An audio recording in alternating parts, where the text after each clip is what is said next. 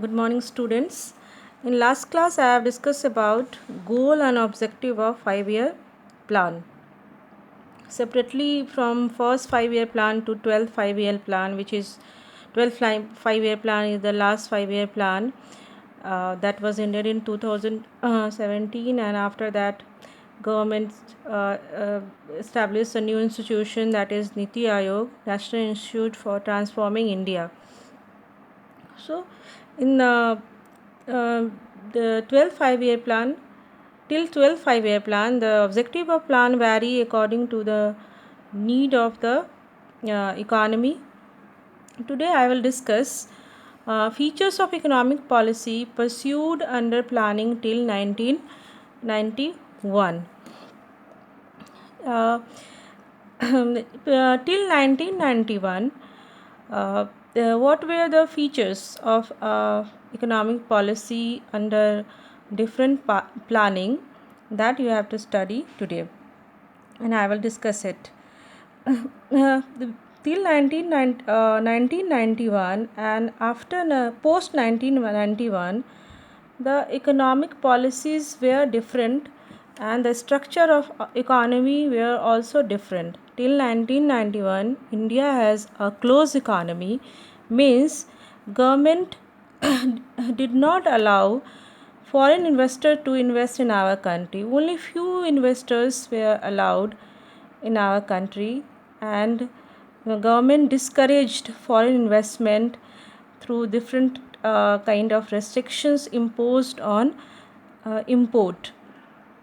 After 1991 or post 1991, India adopted new economic system, which is famously known as LPG, liberalization, privatization and globalization.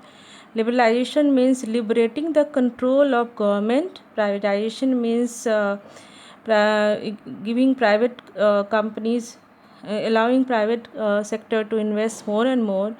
And globalization means integrating our economy with world economy. So post 1991, the economic policies were different, and pre 1991 economic policies under planning were different. So we will study separately features of economic policy under planning till 1991.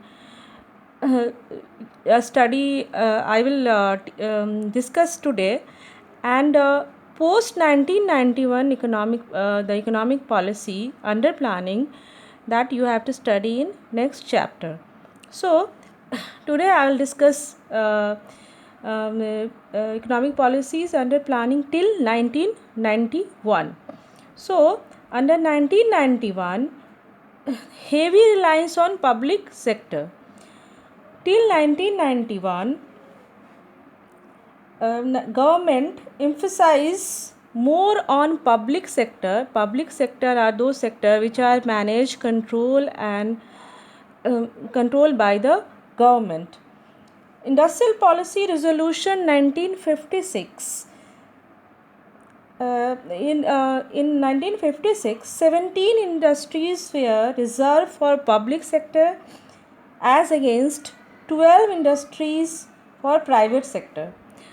More emphasis given to public sector because it was realized that the objective of socialist pattern of society could be achieved only through comprehensive development of public sector enterprises.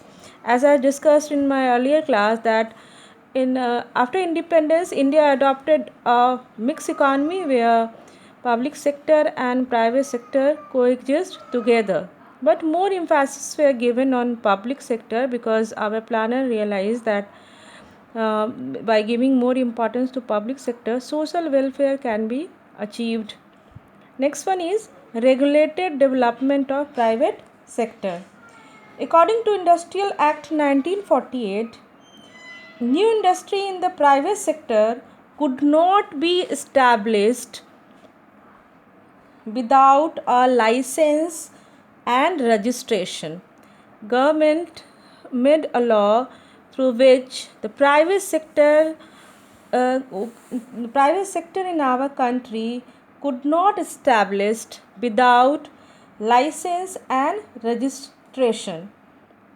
Regulated development of private sector was to ensure that there was no concentration of economic power in the private hands.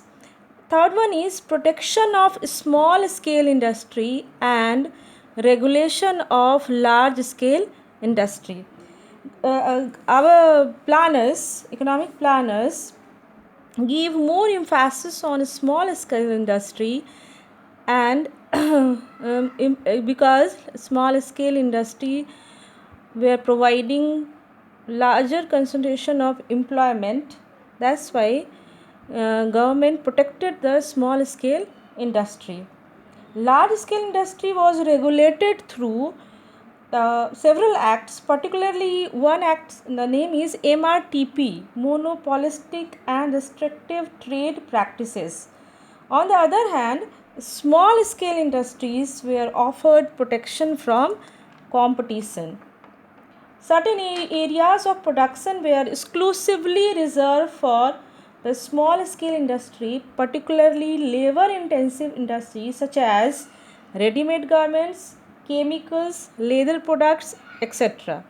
Next one is development of heavy industry for strategic significance.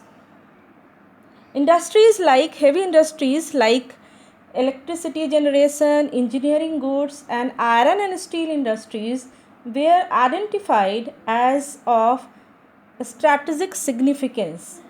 These industries were to developed on priority basis. Next one is focus on saving and investment. Our planners realized that saving and investment were key determinants of economic growth. High interest rates were offered to promote saving. While saving, banks were providing high interest rate, while investment was induced through subsidies.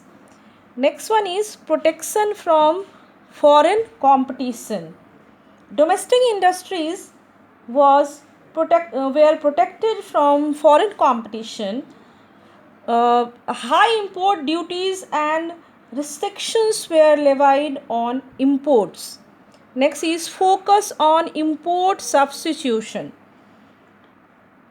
Import substitution implies domestic production of goods which were imported from abroad. The basic idea was to save foreign exchange and become self-sufficient.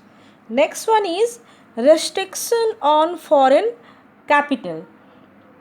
Foreign direct investment or FDI was controlled and regulated through Foreign Exchange Regulation Act, which is very famously known as FERA, that is Foreign Exchange Regulation Act.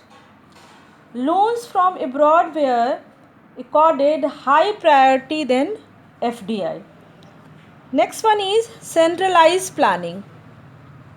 Programs of growth and development at the state level were aligned to centralized planning. That is, the objective of growth as specified at the state level did not contradict with the overall growth as specified in the 5-year plans. These are the main features of economic policies pursued under planning till 1991. In next class, I will discuss about success or achievement of planning.